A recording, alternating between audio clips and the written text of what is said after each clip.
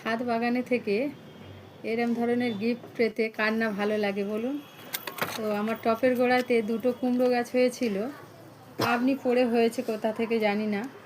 তো দুটো কুমড়ো গাছের চারা হয়েছিল, ওই কুমড়ো গাছের চারা দুটো আমি সিমেন্টের বস্তার মধ্যে বসিয়ে দিয়েছিলাম।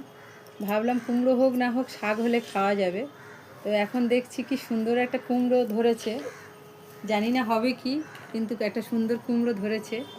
তো গাছটা চারিদিক থেকে ঝুলে পড়েছে, তো ওই জন্য আমি কুমড়ো ধরেছে দেখে মনে আনন্দ হলো, গাছটাকে বেঁধে দিচ্ছি।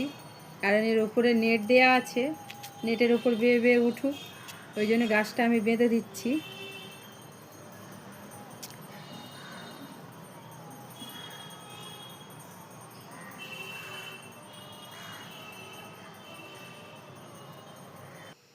তো গোড়ার দিকে দেখুন দুটো কি সুন্দর কুমড়ো ফুল হয়েছে।